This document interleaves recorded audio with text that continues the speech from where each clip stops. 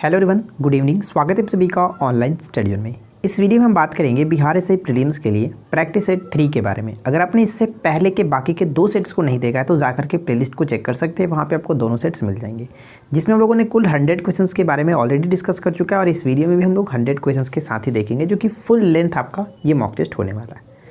मैं आपको बता दूं कि इससे पहले आज ही मैंने मॉर्निंग में आपको बताया था कि इन सभी क्वेश्चंस का ऑलरेडी मैंने आपको ऑनलाइन मॉक टेस्ट दिया था। अगर आपने ऑनलाइन मॉक टेस्ट नहीं दिया है तो लिंक आपको डिस्क्रिप्शन में मिलेगा, जाकर के आप ऑनलाइन भी दे सकते हैं। और इस वीडियो में आपको जो भी क्वेश्चंस वहाँ पे दिए गए थे सेम टू सेम वही क्वेश्चंस यहाँ पर भी डिस्कस किए जाएंगे, लेकिन इनका पूरे तरह से आपको एक्सप्लेनेशन भी किया जाएगा, जो कि आपके लिए काफ़ी ये यूजफुल रहेगा। तो चलिए शुरू करते हैं और देखते हैं सारा क्वेश्चंस किस तरह से दिया गया था।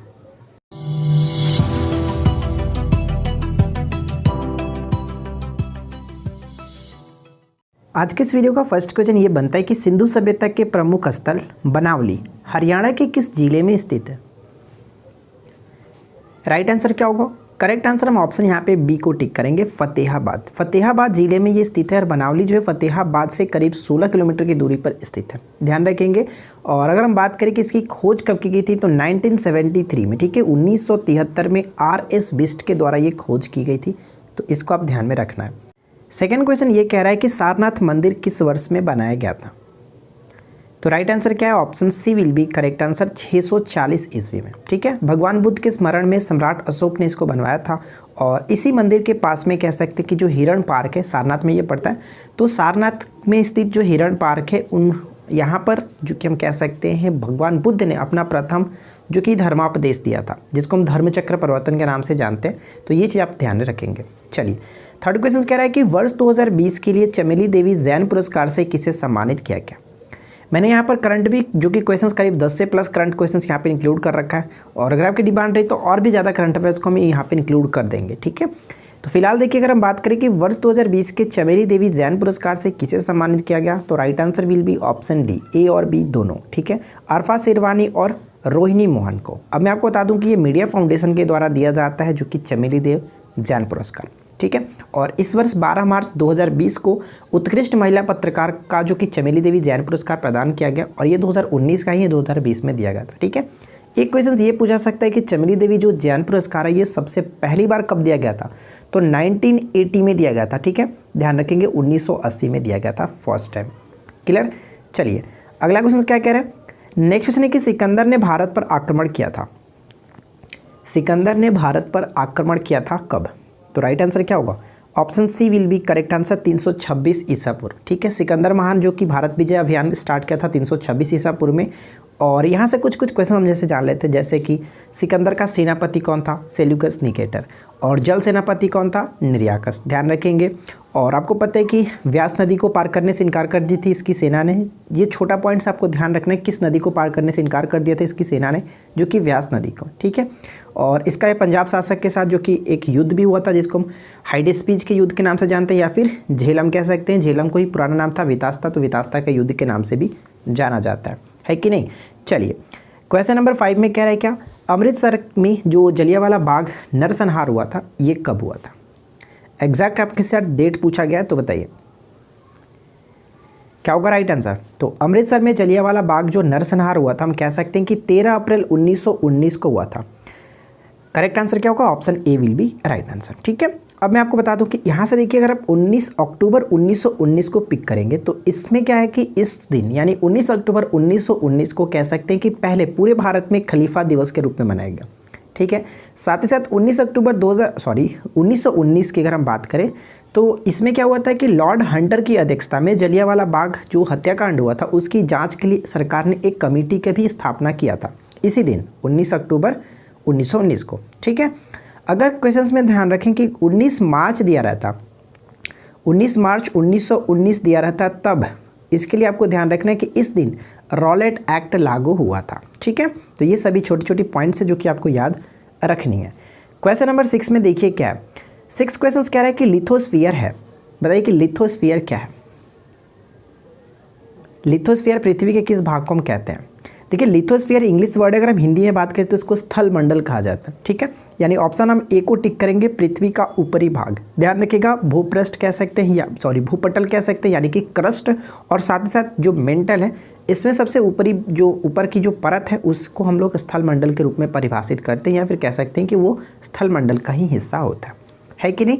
चलिए नेक्स्ट क्वेश्चन देखिए, क्वेश्चन नंबर 7 कह रहा है कि मैनचेस्टर दुनिया में किसके लिए प्रसिद्ध है। जो मैनचेस्टर है वो दुनिया में किसके लिए प्रसिद्ध है। तो right answer will be option A, यानी कि कॉटन वस्त्र, ठीक है। राइट आंसर होगा हमारा ऑप्शन ए।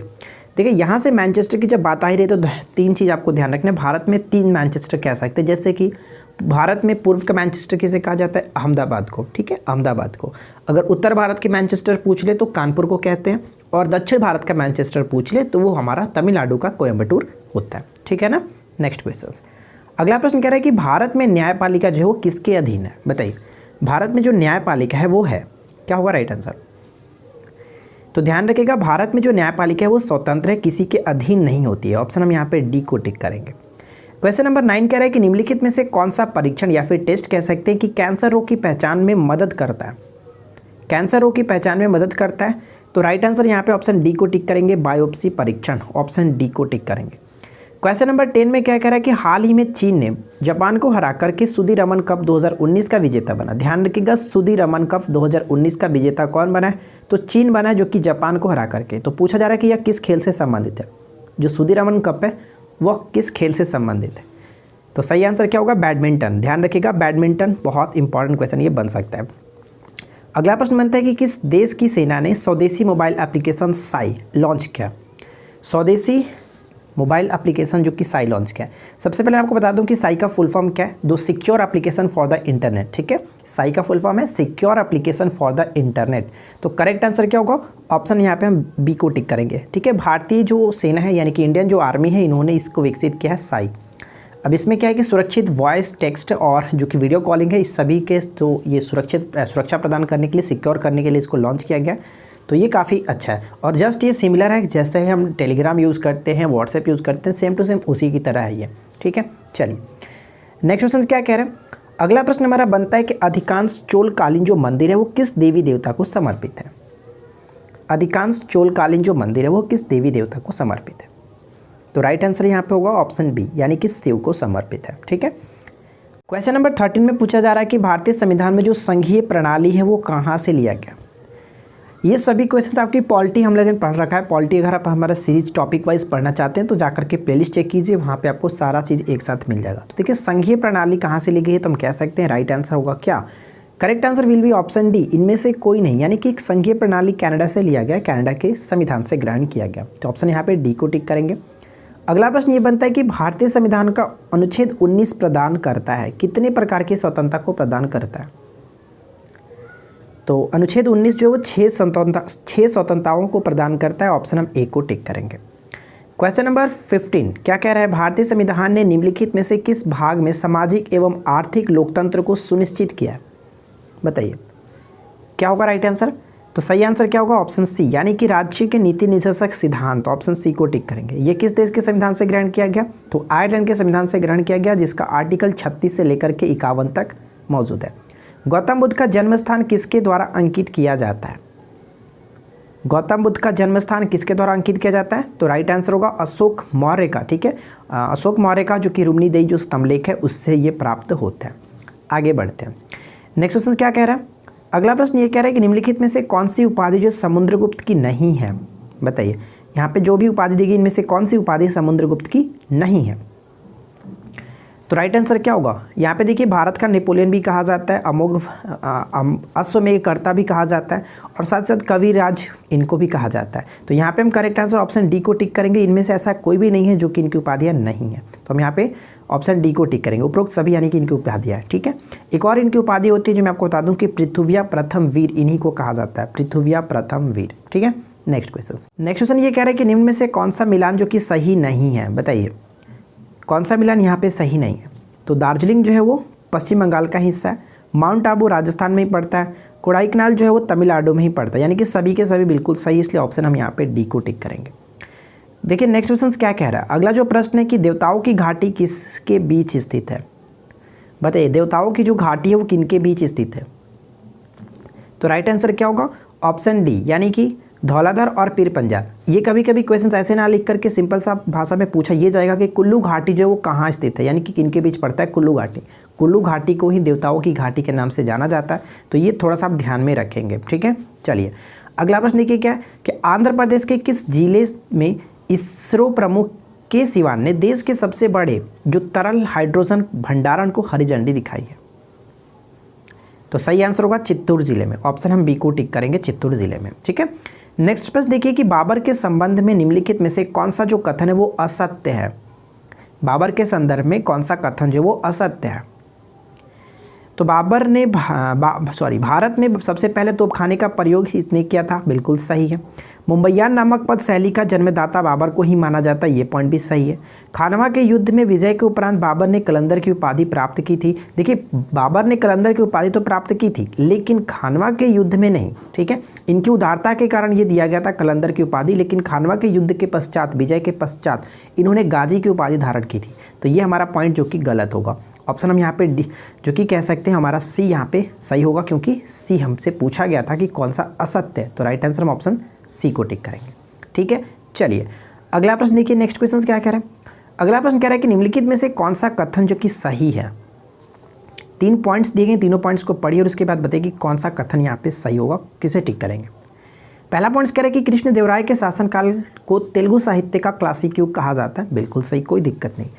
दरबार में तेलुगु साहित्य के 8 सर्वश्रेष्ठ विद्वान रहते थे जिन्हें अष्टदिग्गज कहा जाता था। देखिए मैं आपको बता दूं कि 8 सर्वश्रेष्ठ विद्वान नहीं, 8 जो कि कवि रहते थे।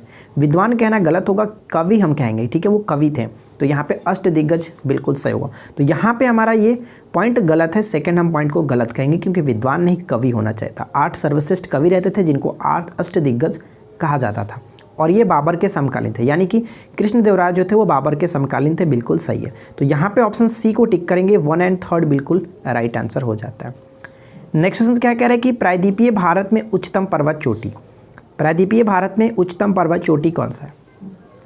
तो देखिए प्रायद्वीपीय भारत में उच्चतम जो पर्वत चोटी है वो अनाईमुडी होगा। ऑप्शन हम यहाँ पे सी ए को टिक करेंगे, ठीक है, अनाईमुडी। नेक्स्ट क्वेश्चन क्या कह रहा है? क्वेश्चन नंबर 24, जब किसी वर्ष में निर्यात का मूल्य आयात के मूल्य से अधिक रहता है तो उस देश के व्यापार संतुलन को क्या कहते हैं? सही आंसर होगा धनात्मक कहा जाता है, ठीक है। ऑप्शन हम ए को टिक करेंगे, धनात्मक कहा जाता है। नेक्स्ट क्वेश्चन ये कह रहा है कि तारपोर समिति निम्नलिखित में से किस एक से संबंधित है? अगर आप समिति से सारे क्वेश्चंस को ध्यान में रखना चाहते हैं तो आप हमारे वीडियो को देख सकते हैं, समिति और कार्यक्षेत्र से रिलेटेड मैंने वीडियो बना रखा है। तो सही आंसर की बात करें तो तारपोर समिति का संबंध जो वो पूर्ण पूंजी लेखा समपरिवर्तनीयता से संबंधित है। ऑप्शन हम यहाँ पे बी को टिक करेंगे। अगला प्रश्न क्या कह रहा है कि सार्वजनिक अथवा निजी क्षेत्र में किसी उद्यम के वर्गीकरण का क्या आधार है? सार्वजनिक अथवा निजी क्षेत्र में किसी उद्यम के वर्गीकरण का क्या आधार है? तो सही आंसर क्या होगा? राइट आंसर हम यहाँ पे ऑप्शन बी को टिक करेंगे, उद्यम की परिसंपत्तियों का स्वामित्व। Option B will be right answer. चलिए अगला प्रश्न देखिए क्या नेक्स्ट क्वेश्चन कह रहा है कि भारत में स्वतंत्र व्यापार क्षेत्रों की स्थापना की गई है। क्या होगा इस क्वेश्चन का राइट आंसर? भारत में स्वतंत्र व्यापार क्षेत्रों की स्थापना की गई है। राइट आंसर होगा हम यहाँ पे किसे टिक करेंगे? ऑप्शन सी को, यानी कि निर्यात उद्योगों के संवर्धन के लिए। Option C will be correct answer. भारतीय वायुसेना की पहली महिला फ्लाइट इंजीनियर कौन बनी है? ध्यान रखिएगा यहाँ पे पूछा जा रहा है कि फ्लाइट इंजीनियर कौन बनी है, ठीक है। तो राइट आंसर क्या होगा? ऑप्शन डी, यानी हिना जायसवाल। अब मैं आपको बता दूं कि भावनाकांत और मोहना सिंह, देखिए ध्यान रखिएगा, भावनाकांत और मोहना सिंह और साथ ही साथ अवनी चतुर्वेदी जो कि भारत की पहली फाइटर पायलट है, ठीक है, फाइटर पायलट है। नेक्स्ट क्वेश्चन अगला प्रश्न बनता है कि भारत में किस राज्य को धान का कटोरा कहते हैं? तो देखिए धान का कटोरा किसे कहा जाता है? छत्तीसगढ़ को। ऑप्शन हम यहाँ पे सी को टिक करेंगे, छत्तीसगढ़ को। नेक्स्ट क्वेश्चन नंबर 30 कह रहा है कि जीवमंडल आरक्षित क्षेत्र की पहली परियोजना स्कीम कौन सी थी? जीवमंडल आरक्षित क्षेत्र की पहली परियोजना स्कीम कौन सी थी? तो सही आंसर होगा ऑप्शन बी, यानी कि नीलगिरी जीवमंडल आरक्षित क्षेत्र। ऑप्शन बी को टिक करेंगे, जिसके हम कह सकते हैं 1986 में इसको जीवमंडल आरक्षित क्षेत्र घोषित किया गया था। और देखिए ध्यान रखिएगा कि अगर हम बात करें कि हाल ही में बारहवा, ठीक है, बारहवा जो कि जयमंडल रिजर्व हाल ही में किसे घोषित किया गया था जो कि यूनेस्को में शामिल हुआ, तो ये मध्य प्रदेश का जो पन्ना टाइगर रिजर्व है उसको शामिल किया गया, ठीक है। ये क्वेश्चन बन सकता है एग्जाम्स के पॉइंट ऑफ व्यू से इंपॉर्टेंट है। नेक्स्ट प्रश्न है कि नागरहोल जो नेशनल पार्क है वो किस राज्य में है। नागरहोल नेशनल पार्क राष्ट्रीय उद्यान जो पड़ता है वो कर्नाटक में स्थित है। ऑप्शन बी को टिक करेंगे। नेक्स्ट क्वेश्चन कि हाल ही में आंध्र प्रदेश का तुमलापल्ली किस लिए जो कि सर्वाधिक निक्षेप के लिए जो विश्व के नक्शे पर आ गया है। तुमलापल्ली किस सर्वाधिक निक्षेप के लिए विश्व के नक्शे पर आ गया, तो हाल ही में कह सकते हैं ये यूरेनियम निक्षेप के लिए। ठीक है, ऑप्शन हम यहाँ पे ए को टिक करेंगे। अगला प्रश्न बनता है कि भारत में सबसे पुरानी नदी घाटी परियोजना कौन सी है। भारत में सबसे पुरानी नदी घाटी परियोजना जो दामोदर नदी घाटी परियोजना है। ऑप्शन बी को टिक करेंगे। 1948 में स्टार्ट किया गया था। भारत में हिमालय की सर्वोच्च जो चोटी है वो कौन सी है। भारत में हिमालय की सर्वोच्च चोटी, तो राइट आंसर होगा ऑप्शन यहाँ पे सी को टिक करेंगे, कंचनजंगा। ठीक है, जो कि सिक्किम में पड़ता है कंचनजंगा। नेक्स्ट है कि निम्नलिखित में से बिजली का नवीकरण संसाधन है। बिजली का नवीकरण संसाधन यानी कि रिन्यूएबल जो संसाधन है वो कौन सा है, तो बिजली का नवीकरण पानी, यानी ऑप्शन हम यहाँ पे एक को टिक करेंगे। अगला प्रश्न बनता है कि वर्ल्ड इकोनॉमिक आउटलुक रिपोर्ट जो है वो कौन निकालता है। वर्ल्ड इकोनॉमिक आउटलुक रिपोर्ट जो है वो कौन निकालता है, तो राइट आंसर क्या होगा, अंतर्राष्ट्रीय मुद्रा कोष। ऑप्शन हम ए को टिक करेंगे, जिसको हम IMF के नाम से जानते हैं, इंटरनेशनल मॉनेटरी फंड। ठीक है, अगला प्रश्न नेक्स्ट क्वेश्चन बनता है कि राष्ट्रपति द्वारा राष्ट्रीय आपात स्थिति की घोषणा किए जाने के बाद किस अवधि तक उसका अनुमोदन संसद के प्रत्येक सदन द्वारा होना चाहिए। यहाँ पे बात की जा रही है राष्ट्रीय आपात की, तो ध्यान दीजिएगा राष्ट्रीय आपात किस अनुच्छेद के तहत लगाया जाता है, तो 352 के तहत। ठीक है, हमारे संविधान में कुल 3 प्रकार के आपात की बात की गई है, 352, 356 और 360। 356 जो होता है राष्ट्रपति शासन, 360 जो होता है वो वित्तीय आपात होता है। वित्तीय आपात अभी तक एक बार भी नहीं लगा है, लेकिन राष्ट्रीय आपात की अगर हम बात करें तो ये कुल 3 बार लगा है। पहला बार कब लगा था, तो फर्स्ट टाइम लगा था हम कह सकते हैं 1962 में, और सेकेंड 1971 और थर्ड 1975। तो ये तीनों आपको याद रखना है। क्लियर, तो फिलहाल अगर हम बात करें इस क्वेश्चन के राइट आंसर का, तो ऑप्शन ए होगा 1 माह के भीतर। ठीक है, ऑप्शन हम यहाँ पे ए को टिक करेंगे। अगला प्रश्न देखिए क्या है कि बुद्ध किस वंश से संबंधित है। जो बुद्ध थे, गौतम बुद्ध थे, वो किस वंश से संबंधित थे, तो सही आंसर क्या होगा, राइट आंसर हमारा हो जाता है ऑप्शन हम यहाँ पे सी को टिक करेंगे, जो कि शाक्य। ठीक है, गौतम बुद्ध शाक्य वंश से संबंधित है। अगला प्रश्न बनता है कि अशोक की प्रशासनिक नीति में भारी परिवर्तन किस घटना से आया। अशोक की प्रशासनिक नीति में भारी परिवर्तन किस घटना के बाद आया था, तो करेक्ट आंसर क्या होगा, right answer will be option B, Kalinga युद्ध। ठीक है, ध्यान रखिएगा कलिंग युद्ध के बाद अशोक द्वारा जो कि भेरी घोष की नीति को त्याग कर इन्होंने धम्म घोष की नीति को अपना लिया था। ठीक है, और देखिए कलिंग युद्ध से रिलेटेड एक क्वेश्चन ये बन सकता है कि कलिंग युद्ध हुआ कब था, तो ऐसा माना जाता है 261 ईसा पूर्व। ध्यान रखिएगा 261 ईसा पूर्व। और कलिंग युद्ध का वर्णन किस शिलालेख में मिलता है इनके, तो 13वें शिलालेख में, ध्यान रखिएगा 13वें शिलालेख में मिलता है। ठीक है ना, चलिए अगला प्रश्न देखिए। नेक्स्ट क्वेश्चन कह रहा है कि सूफी परंपरा में पीर से क्या आशय है। सूफी परंपरा में पीर से क्या आशय है, तो सूफी परंपरा में जो पीर होते थे कहते हैं कि सूफियों के गुरु। ठीक है, ऑप्शन हम यहाँ पे बी को टिक करेंगे, सूफियों के गुरु। अगला प्रश्न बनता है कि निम्नलिखित में से किस गवर्नर जनरल ने भारत की संविदाबद्ध सिविल सेवा का सृजन किया, जो कि कालांतर में भारतीय सिविल सेवा के नाम से जानी गई। तो आपको पता है कि सिविल सेवा का जनक नागरिक जो कि कह सकते हैं सिविल सेवा का जनक किसे जाना जाता है, तो लॉर्ड कर्नवालिस को। ऑप्शन हम यहाँ पे सी को टिक करेंगे। ठीक है, नागरिक सेवा का जनक कहा जाता है भारत में। अगला प्रश्न बनता है किस भारतीय महिला क्रिकेट खिलाड़ी को ICC महिला क्रिकेटर ऑफ द ईयर के रूप में चुना गया। ICC महिला क्रिकेटर ऑफ द ईयर के रूप में किसे चुना गया, तो राइट आंसर होगा Smriti Mandhana. Option C will be correct answer. स्वतंत्र व्यापार क्षेत्र उसे कहते हैं जहाँ, स्वतंत्र व्यापार क्षेत्र उसे कहते हैं जहाँ, तो राइट आंसर क्या होगा, ऑप्शन यहाँ पे डी को टिक करेंगे। उद्योग उत्पादन शुल्क से मुक्त है तथा वे निर्यात के लिए उत्पादन करते हैं। ऑप्शन यहाँ पे डी को टिक करेंगे। चलिए अगला प्रश्न क्या बनता है, सहभागिता नोट। ठीक है, सहभागिता नोट निम्नलिखित में से किस एक से संबंधित है, तो सहभागिता नोट की अगर हम बात करें तो यहाँ पे करेक्ट आंसर होगा विदेशी संस्थागत निवेश। इसके बारे में आप यहाँ पे छोटा सा मैंने लाइन लिख रखा है, आप इसको पढ़ सकते हैं, समझ सकते हैं। सहभागिता नोट देश में पंजीकृत विदेशी संस्थागत निवेशकों द्वारा निवेश स्थित अपने उन ग्राहकों को जारी किए जाते हैं जो भारतीय स्टॉक बाजार में निवेश करने हेतु अयोग्य होते हैं। ठीक है, इस तरह से हम यहाँ पे समझ सकते हैं। अगला प्रश्न क्या बनता है कि प्रथम आंग्ल वर्मा युद्ध एक संधि द्वारा समाप्त हुआ था, वह निम्नलिखित में से कौन सी है। यानी प्रथम आंग्ल वर्मा युद्ध जो है वो कब समाप्त हुआ था, किस संधि के तहत?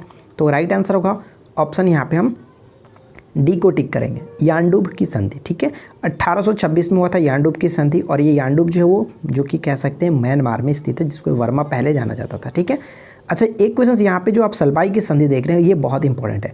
सलबाई की संधि जो हुआ था कह सकते हैं कि प्रथम आंग्ल मराठा युद्ध का समापन सलबाई की संधि के तहत ही 1782 में हुआ था। ठीक है, ये बहुत इंपॉर्टेंट क्वेश्चन बनता है। अगला प्रश्न देखिए, नेक्स्ट क्वेश्चन है कि वर्ष 1765 ईस्वी में ईस्ट इंडिया कंपनी को बंगाल की दीवानी किसने प्रदान की थी? देखिए यहाँ मैं आपको बता दूं कि यहाँ पे जो भी क्वेश्चन आपके साथ डिस्कस किए जा रहे हैं, आप उन सभी क्वेश्चंस को हो सके तो एक कॉपी बना लीजिए, नोट डाउन कर लेते चलिएगा, क्योंकि एग्जाम्स के पॉइंट ऑफ व्यू से ये सारे क्वेश्चन इंपॉर्टेंट है। और साथ ही साथ जब आपका एग्जाम्स नज़दीक आ जाए तो आप इन कॉपी को अच्छे से पढ़ सकते हैं ताकि आपका रिवाइज हो सके। ठीक है, तो सही आंसर क्या होगा? 1765 में ईस्ट इंडिया कंपनी को बंगाल की दीवानी किसने प्रदान की थी? तो राइट आंसर होगा ऑप्शन यहाँ पे बी को टिक करेंगे, यानी मुगल सम्राट। और मुगल सम्राट वो कौन था? शाह आलम द्वितीय था। ठीक है, यानी कि इलाहाबाद की जो संधि हुई थी उसी के तहत ये दीवानी प्रदान की गई थी। अगला प्रश्न क्या कहता है कि लंदन में ब्रिटिश ईस्ट इंडिया कंपनी की गठन के समय भारत का जो निम्नलिखित में से बादशाह कौन था? तो भारत के बादशाह उस समय अकबर थे। ऑप्शन हम यहाँ पे ए को टिक करेंगे। नेक्स्ट क्वेश्चन क्या कह रहा है कि किस सिख गुरु की मृत्यु के लिए औरंगजेब जो है वो जिम्मेदार है? तो किस सिख गुरु की मृत्यु के लिए जो कि औरंगजेब जिम्मेदार है? तो राइट आंसर क्या होगा? Correct answer will be option B, यानी कि गुरु तेग बहादुर। और गुरु तेग बहादुर जो थे वो गुरुओं के सिखों के 9वें गुरु थे, ध्यान रखिएगा। तो करेक्ट आंसर होगा ऑप्शन हम बी को टिक करेंगे। अगला प्रश्न क्या बनता है कि किस काल में चौखंडी स्तूप मूल रूप से सीढ़ीदार मंदिर के रूप में बनाया गया था? चौखंडी स्तूप मूल रूप से सीढ़ीदार मंदिर के रूप में बनाया गया था। देखिए इसको थोड़ा सा समझ लीजिएगा। मैं आपको बता दूं कि यह जो स्तूप है मूल रूप से सम्राट अशोक के द्वारा बनाया गया था। ठीक है, सम्राट अशोक के द्वारा बनाया गया था, लेकिन गुप्त काल में यह जो स्तूप है वो विशाल स्तूप बन गया था। ठीक है, लेकिन अगर हम यहाँ पे बात करें चौखंडी स्तूप मूल रूप से सीढ़ीदार मंदिर के रूप में बनाया गया, तो यहाँ पे फिलहाल ऑप्शन हम यहाँ पे ए को टिक करेंगे। गुप्त काल में यह जो विशाल स्तूप के रूप में बन गया था। लेकिन इसकी स्थापना की अगर पूछा जाता तो वहाँ पर आपको ध्यान रखना है कि सम्राट अशोक ने इसकी स्थापना की थी। ठीक है, अच्छा ये कहाँ पे स्थित है? चौखंडी स्तूप सारनाथ में स्थित है, ये आप ध्यान रखिएगा। चलिए अगला प्रश्न बनता है कि शगुन पोर्टल किस मंत्रालय द्वारा लॉन्च किया गया? तो शगुन पोर्टल जो है वो किस मंत्रालय द्वारा लॉन्च किया गया? तो सही आंसर क्या होगा? मानव संसाधन विकास मंत्रालय। और आपको पता है कि मानव संसाधन विकास मंत्रालय का नाम चेंज करके क्या कर दिया गया? जो कि शिक्षा मंत्रालय, ध्यान रखिएगा, शिक्षा मंत्रालय चेंज कर दिया गया इसका नाम। ठीक है, बात करते हैं कि शगुन पोर्टल का संबंध किससे? तो देखिए ध्यान रखिएगा कि जो देश भर में स्कूल हैं, यानी कि स्कूलों की हालत की स्थिति और साथ साथ उसमें शिक्षा किस तरह से, यानी पूरी तरह से कह सकते हैं कि किसी भी जानकारी या फिर वहाँ पे किसी भी तरह से शिकायत दर्ज कराने के लिए इस शगुन पोर्टल को लॉन्च किया गया। ठीक है, चलिए दिल्ली में निम्नलिखित में से किस किले को बड़ा दरवाजा के नाम से जाना जाता है? तो बड़ा दरवाजा के नाम से कह सकते हैं। करेक्ट आंसर क्या होगा? Option D will be right answer, यानी कि पुराना किला। मैं आपको बता दूं कि पुराने किले के बड़े दरवाजे और साथ ही साथ इसकी जो कुछ दीवारें थीं, इसका निर्माण हुमायूं द्वारा निर्मित किया गया था, जिसे 1534 ईस्वी में कह सकते हैं कि इसको नई राजधानी दीनपनाह नाम दिया गया था। ठीक है, दीनपनाह नाम दिया गया था। और आपको पता है कि हुमायूं और शेरशाह सूरी के मध्य जो कि युद्ध हुआ करते थे, जिसमें हमेशा ही जो कि हुमायूं पराजित रहा। तो हुमायूं के पराजय होने के पश्चात शेरशाह सूरी ने इस किले की कुछ मरम्मत की थी और कुछ इसमें इमारत भी जोड़ी थी, तो ये ध्यान में रखेंगे। चलिए फिलहाल हम बढ़ते हैं अगले क्वेश्चन की तरफ। और नेक्स्ट क्वेश्चन क्या कह रहा है कि यूनेस्को के अनुसार कौन सी गुफा बौद्ध धार्मिक कला की उत्कृष्ट कृति है जिन्होंने भारतीय कला को प्रभावित किया है? तो हम आपको बता दें इस क्वेश्चन का राइट आंसर क्या होगा? Option C will be correct answer, Ajanta की गुफा। ठीक है, अजंता की गुफा। अगला प्रश्न बनता है कि चंपानेर पावागढ़ पुरातत्व पार्क एक यूनेस्को पार्क है जो कि विश्व विरासत स्थल है, जो किस राज्य में स्थित है? चंपानेर पावागढ़ पुरातत्व पार्क यूनेस्को विश्व विरासत स्थल में शामिल है और ये किस राज्य में स्थित है? तो गुजरात में स्थित है। ऑप्शन सी को टिक करेंगे। अगला प्रश्न हमारा क्या बनता है कि 73वें संविधान संशोधन ने संवैधानिक अनुमोदन का प्रावधान किया है, निम्न में से एक सही कथन है, बताइए। 73वें संविधान संशोधन के तहत यहाँ पे अगर हम बात करें तो देखिए पहला पॉइंट कह रहा है कि पंचायत की त्रिस्तरीय संरचना के लिए, क्या ये सही है? तो आपको पता है कि पंचायत की त्रिस्तरीय संरचना ही शामिल है। ठीक है, त्रिस्तरीय जो पंचायत की सिफारिश किसने की थी? तो बलवंत राय मेहता के द्वारा की गई थी। और बलवंत राय मेहता ने ये कब किया था? तो गठन किया गया था 1957 में, ये चीज़ आप ध्यान रखेंगे। और एक थे अशोक मेहता, तो अशोक मेहता समिति 1977 में गठन की गई थी, जिन्होंने 2 स्तरीय पंचायती राज व्यवस्था के बारे में बात कही थी। ठीक है, तो ये ध्यान रखेंगे। महिलाओं के लिए आरक्षण की व्यवस्था की गई है, बिल्कुल सही। आरक्षण के लिए अगर हम बात करें तो 33% आरक्षण दिया गया, तो यहाँ पे हम कह सकते हैं ऑप्शन डी बिल्कुल सही होगा। ए और बी दोनों कथन यहाँ पे सही है, ठीक है, ऑप्शन डी राइट आंसर हो जाता है। चलिए नेक्स्ट क्वेश्चन क्या कह रहा है, देखिए अगला प्रश्न है कि विशिष्ट द्वैतवाद सिद्धांत का संबंध निम्नलिखित में से किससे। मैंने जब सुबह में मॉर्निंग में वीडियो बनाया था और बताया था कि ऑनलाइन टेस्ट आप लोग दे दीजिए, तो किसी ने भी अपना मार्क्स शेयर नहीं किया। ऐसा मत कीजिए यार, मैंने आपके लिए ही बनाया था ताकि आप लोगों को अच्छा फीलिंग आए और आप एग्जाम वाली फीलिंग ले सको, और आपकी जो तैयारी वो काफ़ी अच्छे तरीके से मैं कराने की कोशिश कर रहा हूँ। तो आप ही के लिए मैंने ऑनलाइन टेस्ट वो दिया था। अगर आपको पसंद नहीं आता तो बता दीजिएगा, मैं नहीं लूँगा, ठीक है। फिलहाल सिर्फ वीडियो के ही माध्यम से चलेंगे। नेक्स्ट क्वेश्चन क्या कह रहे हैं कि विशिष्ट द्वैतवाद सिद्धांत का संबंध किससे है। तो देखिए विशिष्ट द्वैतवाद का संबंध हम बात करें तो रामानुजाचार्य। बाकी के बारे में बात कर लेते हैं, ध्यान रखिएगा क्योंकि यहाँ से क्वेश्चन डेफिनेटली पूछे जाते हैं। जैसे अगर हम बात करें माधवाचार्य का संबंध, तो माधवाचार्य का संबंध दैत्यवाद से, ठीक है, दैत्यवाद। अगर विष्णु स्वामी की बात करें तो विष्णु स्वामी का संबंध जो है वो शुद्धा दैत्यवाद के ध्यान रखेंगे। निम्बार्काचार्य की बात करें तो इसका संबंध दैत्यवाद, ठीक है। दैत्यवाद सिर्फ माधवाचार्य, दैत्यवाद जो कि निम्बार्काचार्य। तो ये छोटी छोटी पॉइंट्स है जो कि आपको याद रखनी है, ठीक है। अगला प्रश्न क्या बनता है कि राष्ट्रपति के निर्वाचन मंडल में कौन शामिल होते हैं। तो राष्ट्रपति के निर्वाचन मंडल में हम कह सकते हैं कौन कौन शामिल होते हैं। पहला पॉइंट जो कि संसद के दोनों सदनों के निर्वाचित सदस्य, ठीक है, निर्वाचित सदस्य, और राज्यों के विधानसभाओं के निर्वाचित सदस्य ये भी शामिल होते हैं। तो यानी कि उपरोक्त दोनों को टिक करेंगे, ऑप्शन यहाँ पे डी बिल्कुल हमारा सही आंसर हो जाता है। अगला प्रश्न है कि हाल ही में किस राज्य सरकार ने गरीबों के लिए शिव भोजन थाली योजना की शुरुआत की है। शिव भोजन थाली योजना की शुरुआत की गई है किसके द्वारा। तो महाराष्ट्र सरकार के द्वारा मात्र 10 रुपये में अच्छी भोजन उपलब्ध कराने के लिए गरीबों को 10 रुपये में तो ये भोजन स्टार्ट की गई, ये योजना स्टार्ट की गई थी, ठीक है। अगला प्रश्न, हाल ही में रेल मंत्री पीयूष गोयल द्वारा किस वर्ष तक भारतीय रेल के 100% विद्युतीकरण हो जाने की घोषणा की गई है। आपको पता है कि अभी तक हमारे जो देश है भारत में जो रेल चलता है वो दो तरह से चलता है, एक तो डीजल से भी चलता है और साथ ही साथ एक इलेक्ट्रिसिटी से भी चलता है। तो यहाँ पे पीयूष गोयल जी के द्वारा ये कहा गया कि 100% जो विद्युतीकरण हो जाएगा वो 2024 तक, ऑप्शन यहाँ पे डी बिल्कुल सही आंसर होगा। अगला प्रश्न क्या बनता है कि हाल ही में जारी विश्व खुशहाली सूचकांक 2020 में भारत का स्थान क्या है। तो विश्व खुशहाली सूचकांक 2020 में भारत की जो रैंकिंग है वो 144, यानी ऑप्शन हम यहाँ पे डी को टिक करेंगे, 144 है, ठीक है। अगला प्रश्न, नेक्स्ट क्वेश्चन कह रहा है कि निम्नलिखित में से कौन सा एक अभिलक्षण तोता, प्लेटिपस और कंगारू में साझा है। प्लेटिपस जस्ट पता है आपको क्या होता है, प्लेटिपस देखेंगे तो आपको लगता है कि ये जैसे बतख आपने देखा होगा उसी की तरह होता है, लेकिन प्लेटिपस से क्वेश्चन पूछा जाता है, जैसे प्लेटिपस हुआ और एनाडीना एक होता है। तो प्लेटिपस कह सकते हैं कि एक ऐसी ये मादा होती है, या फिर हम कह सकते हैं ये ऐसा स्तनपायी है, ठीक है, स्तनपायी है जो कि डायरेक्ट ये बच्चे देते हैं, स्तनपायी बच्चे देते हैं, ठीक है। तो ये चीज़ ध्यान रखेंगे। और तोता, प्लेटिपस और कंगारू में यहाँ पे थोड़ा सा अगर हम साझा की बात करें तो समतापता के समान होता है, ऑप्शन हम यहाँ पे सी को टिक करेंगे। अगला प्रश्न क्या है, निम्न में से किसका प्रयोग निश्चेतक के रूप में किया जाता है। तो बताइए कि निश्चेतक के रूप में इनमें से किसका प्रयोग हम करते हैं। तो करेक्ट आंसर होगा ऑप्शन बी, यानी कि नाइट्रस ऑक्साइड का, ठीक है। नाइट्रस ऑक्साइड का प्रयोग किया जाता है, विशेष रूप से इसका जो उपयोग होता है वो शल्य चिकित्सा और साथ ही साथ दंत चिकित्सा में किया जाता है। और आपको पता है नाइट्रस ऑक्साइड को हम लाफिंग गैस के नाम से भी जानते हैं, और ये लाफिंग गैस जो नाम दिया गया था ना, ये किसके द्वारा, तो हम्फ्री डेवी के द्वारा दिया गया था। अगला प्रश्न है कि सभी गैस का मिश्रण एक सजातीय प्रणाली में गठन करता है। सभी गैसों का मिश्रण जो है, सभी गैसों का मिश्रण एक सजातीय प्रणाली में गठन करता है, और वो कौन सा है, तो वायु। आपको पता है कि वायु एक प्रकार का मिश्रण ही है, अलग अलग गैसों का मिश्रण है, ठीक है ना। अगला प्रश्न, बादलों की दिशा एवं गति को मापने वाला यंत्र कौन सा है। बादलों की दिशा एवं गति को मापने वाला जो यंत्र है वो कौन सा है, जिसको हम कहते हैं नेफोस्कोप, ठीक है। ऑप्शन हम यहाँ पे बी को टिक करेंगे, नेफोस्कोप। ध्यान रखिएगा, बादलों की ऊंचाई, दिशा, वेग, गति, ये सभी इससे मापा जाता है। अगला प्रश्न, नेक्स्ट क्वेश्चन कह रहा है कि द्रव तापमापी की अपेक्षा गैस तापमापी अधिक संवेदी होती है, क्योंकि ऐसा क्यों। तो ऐसा कारण ये होता है, जैसे हम कह सकते हैं कि द्रव की अपेक्षा अधिक प्रसार करता है, ठीक है।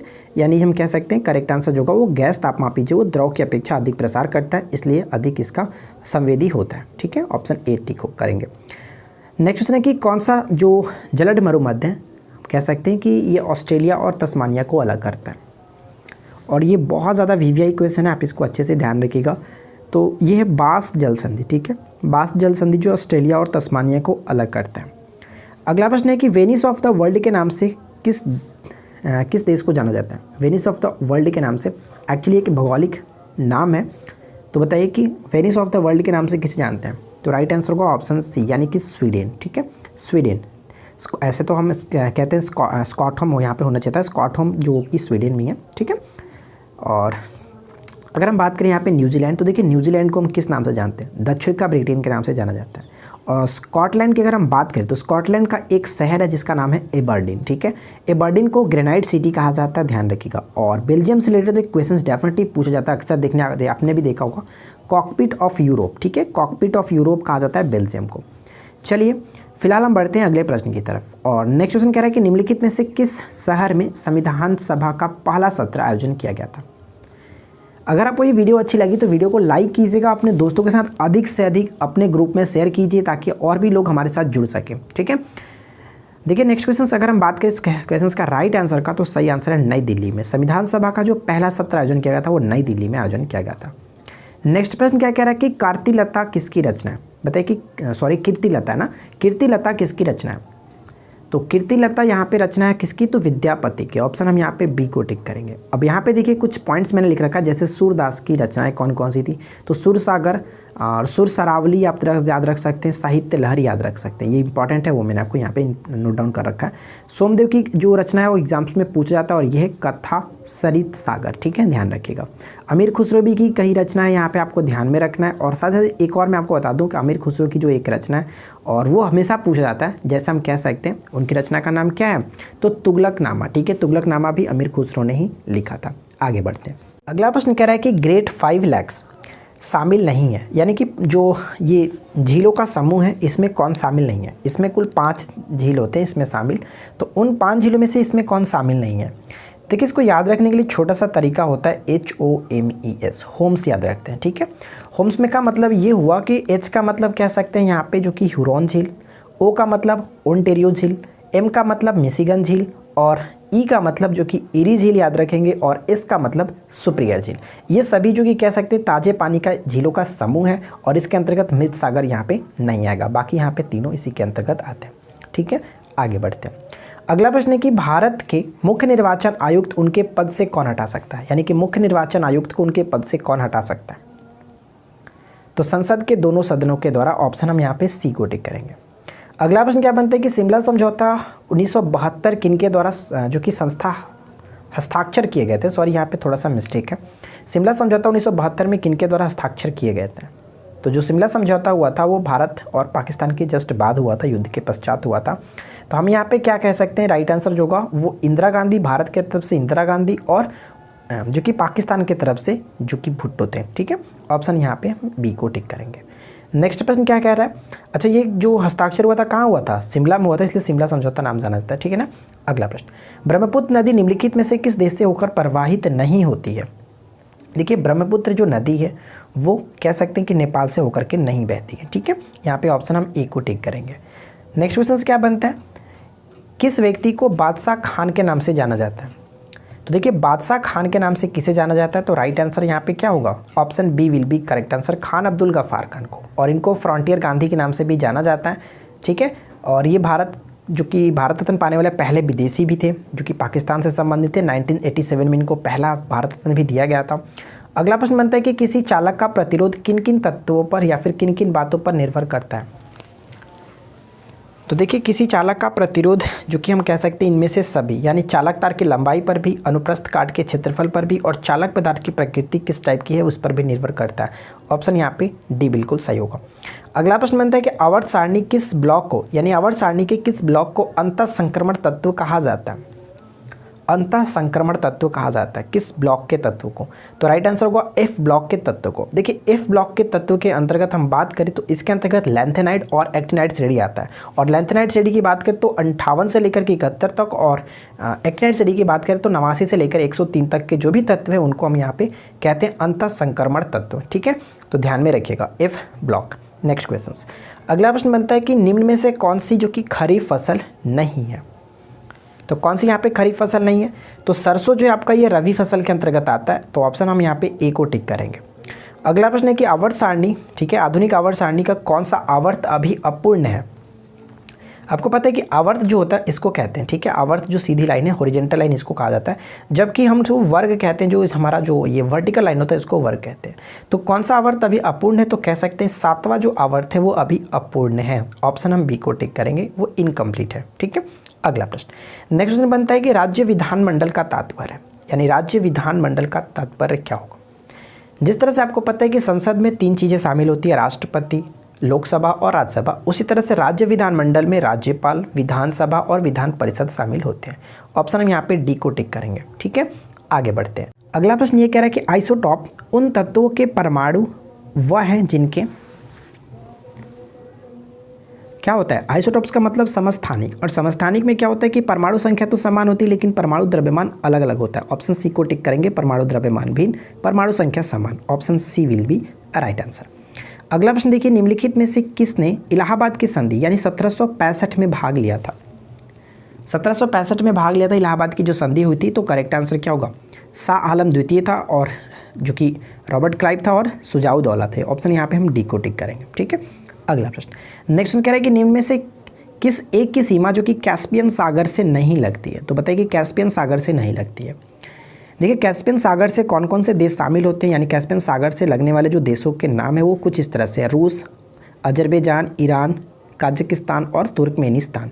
तो यहाँ पे देखिए अर्मीनिया नहीं होगा, ऑप्शन हम ये को टिक करेंगे जो कि ये नहीं होगा, लेकिन बाकी सभी सही है, ठीक है। चलिए अगला प्रश्न देख लीजिए। नेक्स्ट कह रहा है कि राज्यपाल द्वारा जारी किया गया अध्यादेश किसके द्वारा अनुमोदन के अधीन है।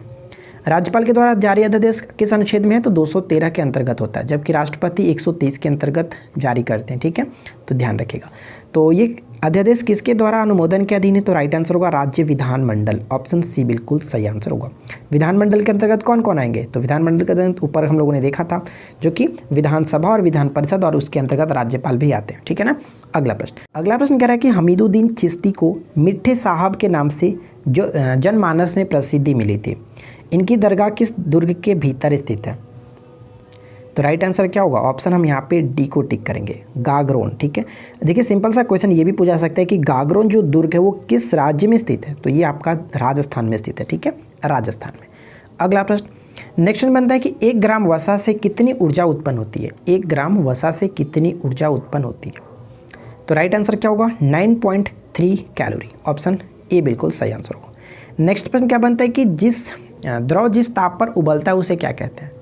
जो द्रव है जिस ताप पर उबलता है उसे हम किस नाम से जानते हैं, उसे हम लोग कहते हैं क्वथनांक, ठीक है। ऑप्शन हम ए को टिक करेंगे, क्वथनांक। नेक्स्ट क्वेश्चन है कि 10 डिग्री चैनल मध्य में स्थित है, यानी 10 डिग्री चैनल जो है वो किनको किनको अलग करता है, हम ये कह सकते हैं। तो 10 डिग्री चैनल किसे अलग करता है, तो ऑप्शन सी बिल्कुल सही आंसर होगा, अंडमान एवं निकोबार के उत्तरी और दक्षिणी द्वीपों को। ऑप्शन सी बिल्कुल सही होगा। नेक्स्ट क्वेश्चन क्या है कि वह प्रथम इतिहासकार कौन था जिसने कहा कि मोहम्मद बिन तुगलक आंशिक पागल था। ये बात किसने कही थी कि मोहम्मद बिन तुगलक जो कि आंशिक पागल था, किस इतिहासकार ने कही थी, तो बर्नी ने कही थी, ठीक है। ऑप्शन डी को टिक करेंगे। एक क्वेश्चन मैं आपको और बताता हूँ, देखिए जो बदायूनी था, ठीक है, बदायूनी कह सकते हैं, बदायूनी ने क्या कहा था कि मोहम्मद बिन तुगलक के संबंध में कहा था कि अंततः लोगों को उससे मुक्ति मिली। जब ये मृत्यु हुई थी इसकी, मोहम्मद बिन तुगलक की, तो उसने ये बात कही थी कि अंततः लोगों को उससे मुक्ति मिली और उसे लोगों से, ठीक है। अगला क्वेश्चन देखते हैं। नेक्स्ट क्वेश्चन कह रहा है कि विनय पिटक की रचना किसने की थी। देखिए विनय पिटक की रचना किसने की थी, तो आपको पता है कि जो बौद्ध धर्म की अगर हम बात करें तो उसमें क्या है, त्रिपिटक को 3 भागों में बांटा गया, ठीक है, और उसी का एक भाग होता है यहाँ पे विनय पिटक। तो विनय पिटक की जो रचना की गई थी वो उपाली ने की थी, ठीक है, उपाली ने की थी। और अगर आप त्रिपिटक से संबंधित सारी चीज़ों को समझना चाहते हैं क्या है किस तरह से है, तो आप जाकर के हमारे वेबसाइट पे इसके बारे में अच्छे तरीके से पढ़ सकते हैं, ठीक है।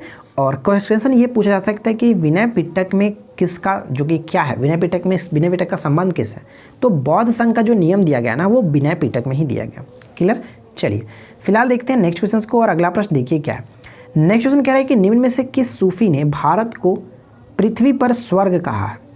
बताइए किस सूफी ने भारत को पृथ्वी पर स्वर्ग कहा है, और वो कौन था, अमीर खुसरो ने। ऑप्शन डी को टिक करेंगे, अमीर खुसरो ने कहा है। नेक्स्ट क्वेश्चन है कि जट जाटिन लोक नृत्य निम्नलिखित में से किस राज्य से संबंधित है। जट जाटिन लोक नृत्य किस राज्य से संबंधित, तो राइट आंसर होगा ऑप्शन ए यानी कि बिहार। अगर ऑप्शंस में झारखंड हो तो झारखंड को भी टिक कर सकते हैं। नेक्स्ट क्वेश्चन की दक्षिण अमेरिका में निम्न में से किस देश से होकर मक्का रेखा नहीं गुजरती है। तो ध्यान रखिएगा दक्षिण अमेरिका जो है इससे होकर, यानी कि दक्षिण अमेरिका में सिर्फ और सिर्फ 4 ऐसे देश है जिससे होकर के मकर रेखा गुजरती है। ठीक है, मकर रेखा किसे कहते हैं? देखिए एक होता है आपका 0 डिग्री जिसको हम इक्वेटर कहते हैं, और इसके जस्ट ऊपर में क्या होता है 23.5 डिग्री कर्क रेखा, और नीचे होता है 23.5 डिग्री दक्षिणी जो रेखा होती है उसको हम लोग मकर रेखा कहते हैं।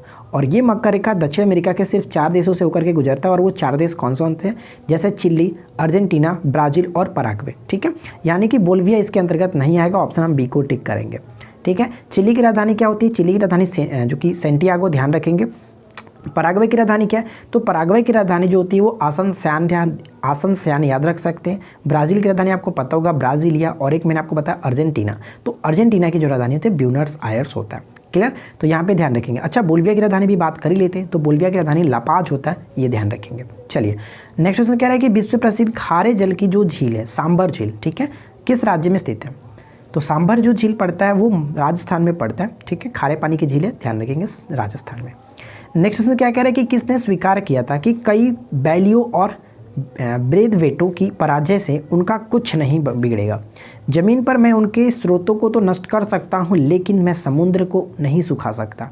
तो ये जो कथन है वो किसका है बताइए? तो राइट आंसर होगा ऑप्शन, हम यहाँ पे ए को टिक करेंगे, हैदर अली। ठीक है, option A will be correct answer. Next question क्या कह रहा है कि किस अंग्रेज जनरल ने वांडीवास के युद्ध 1760 में हुआ था वांडीवास का युद्ध, जिसमें काउंट डी जो लाली कह सकते हैं, लैली ऐसा लिया आपने, लाली आपको देखने को मिलता है, को पराजित किया था। तो देखिए वांडीवास का जो युद्ध हुआ था फ्रांसीसी और अंग्रेजों के मध्य हुआ था, जिसका नेतृत्व करता यानी कि फ्रांसीसियों का नेतृत्व जो था ये लैली था, और इसको पराजित किया गया था जनरल आयरकोट। अंग्रेजों के सेनापति थे जनरल आयरकोट। एक क्वेश्चन ध्यान रखेंगे कि वांडीवास कहाँ स्थित है? तो वांडीवास जो कि ये तमिलनाडु का एक जगह था। ठीक है, चलिए नेक्स्ट क्वेश्चन। अगला पॉइंट बनता है कि जो यहाँ पे नीचे कुट दिए गए, यानी कि कालक्रम के अनुसार आपको व्यवस्थित करना है। ठीक है, कालानुक्रम के अनुसार आपको व्यवस्थित करना है, किस तरह से होगा बताइए, क्या होगा राइट आंसर? तो सबसे पहले हम बात करते हैं कि इनका जो समय था वो कब से कब तक था। जैसे पहला अगर हम देखें तो जॉन लॉरेंस की अगर हम बात करें तो जॉन लॉरेंस का समय अगर हम देखें तो चलो यहाँ पे मैं फर्स्ट लिखता हूँ और उसके अनुसार लिख देते हैं। 1864 से लेकर के 1869 तक इनका यानी कि ये गवर्नर जनरल के रूप में कार्य किया। ठीक है, सेकंड बात करें लॉर्ड डफरिन, तो डफरिन का संबंध हम कह सकते हैं कि 1884 से लेकर के 1888 तक। ठीक है, थर्ड बात करें लॉर्ड वेलिंगटन, तो लॉर्ड वेलिंगटन का समय जो था वो 1931 से लेकर के 1936 तक था। क्लियर, और उसी तरह से लॉर्ड कर्जन की बात करें तो लॉर्ड कर्जन का जो समय था वो कब था? 1899 से लेकर के 1905 तक। ठीक है, अब इसको आसानी से सजा सकते हैं। देखिए फर्स्ट और सेकंड तो होगा, उसके बाद हमारा फोर्थ और थर्ड, तो फर्स्ट सेकंड फोर्थ थर्ड हमारा ऑप्शन बी बिल्कुल सही आंसर हो जाता है। क्लियर, चलिए अगला प्रश्न क्या कह रहा है? नेक्स्ट क्वेश्चन ये कह रहा है कि हर्षवर्धन और पुलकेशिन द्वितीय के बीच हुए युद्ध के बारे में निम्नलिखित में से किन स्रोतों से वर्णन मिलता है, किन स्रोतों में वर्णन है? तो देखिए हर्षवर्धन और पुलकेशिन द्वितीय की जो मध्य युद्ध हुआ था जिसमें हर्षवर्धन की पराजय हुई थी, तो इसमें क्या हुआ था कि इसके बारे में आपको जो वर्णन मिलता है वो पुलकेशिन द्वितीय का जो एहोल अभिलेख है उसमें भी मिलता है, और साथ ही साथ हिंसांग का जो यात्रा विवरण है उसमें भी इन्होंने इसके बारे में वर्णन किया था। ठीक है, तो यहाँ पे कुल मिलाकर राइट आंसर होगा 1 and third option C will be correct answer. अगला प्रश्न क्या बनता है कि निम्न को सुमेलित कीजिए, तो बताइए कि यहाँ पे कौन किसके साथ सही तरीके से सुमेलित होगा, राइट आंसर क्या होगा? चलिए हम बात करते हैं। देखिए आपको पता है जो नाइट्रस ऑक्साइड है, क्या नाइट्रस ऑक्साइड को कह सकते हैं लाफिंग गैस, तो यानी बी का 4 के साथ। तो बी का 4 के साथ कहाँ मिल रहा है? तो बी का 4 यहाँ पर भी मिल रहा है, यहाँ पर भी मिल रहा है। चलिए आगे बढ़ते हैं। सल्फर आपको पता है सल्फर जो कि रबड़ का वल्कनीकरण करने में प्रयोग किया जाता है सी का 2 के साथ, तो सी का 2 के साथ ऑप्शन हमारा यहाँ पे मिल रहा है, ऑप्शन सी को टिक कर सकते हैं। ए का 3 के साथ ध्यान रखिएगा कि ओजोन की हवा को शुद्ध करने में, और साथ ही साथ डी का फर्स्ट यानी कि क्लोरीन का उपयोग ब्लीचिंग पाउडर के निर्माण में किया जाता है। ठीक है, तो कुल मिलाकर ऑप्शन सी हमारा यहाँ पे सही आंसर हो जाता है। क्वेश्चन नंबर 98 कह रहा है कि इंटरलोपर कौन थे? इंटरलोपर कौन थे? तो राइट आंसर क्या होगा? इंटरलोपर जो थे वो ईस्ट इंडिया कंपनी के एकाधिकार के बावजूद एशिया के साथ व्यापार करने वाले मुक्त व्यापारी को कहते थे इंटरलोपर। ऑप्शन सी सही आंसर हो जाता है। नेक्स्ट प्रश्न है कि सोपान कृषि कहाँ की जाती है? सोपान कृषि कहाँ की जाती है? सोपान जो कृषि है वो पहाड़ों के ढलान पर करते हैं, ऑप्शन हम ए को टिक करेंगे। दोस्तों मुझे उम्मीद है कि आप लोग को ये वीडियो ज़रूर अच्छी लगी होगी। वीडियो अगर पसंद आया हो तो वीडियो को लाइक कर दीजिए, अपने दोस्तों के साथ शेयर कर दीजिएगा। ठीक है, नेक्स्ट क्वेश्चन देखिए क्या कह रहा है कि भारत में कृषि को दुष्प्रभावित करने वाला जो मौसम का सबसे महत्वपूर्ण तत्व है कौन सा है? तो राइट आंसर क्या है? Correct answer will be option D, वृष्टि। देखिए वृष्टि का मतलब होता है वर्षा, ठीक है, वर्षा। तो वर्षा को ही कहा जाता है जो कि कृषि को दुष्प्रभावित करने वाला मौसम का ये कारक है, ठीक है। तो मुझे उम्मीद है कि आप लोग इस वीडियो को अपने दोस्तों के साथ जरूर शेयर करेंगे और वीडियो अच्छी लगी हो तो अधिक से अधिक लाइक कर दीजिए। वीडियो कैसा लगा नीचे कमेंट्स करके जरूर बताइएगा। आपको क्या इंप्रूवमेंट इसमें चाहिए वो भी नीचे कमेंट्स करके बता दीजिएगा। साथ ही साथ अगर आप ऑनलाइन टेस्ट देना चाहते हैं तो आप जाकर के बिल्कुल फ्री में, हाँ एक क्वेश्चन आ रहा था कि क्या ये फ्री है, बिल्कुल फ्री है। ऑनलाइन टेस्ट आप बिल्कुल फ्री में दे सकते हैं और हमेशा के लिए लिंक रहेगा जब तक आपका एग्जाम्स नहीं हो जाता है। मैं इस लिंक को रिमूव नहीं करूँगा, आप हमारे वेबसाइट पर जाकर के जब जी चाहे तब से लगा सकते हैं, ठीक है। तो फिलहाल मिलते हैं किसी और वीडियो में नेक्स्ट टॉपिक के साथ। Thanks for watching, keep learning, have a good day.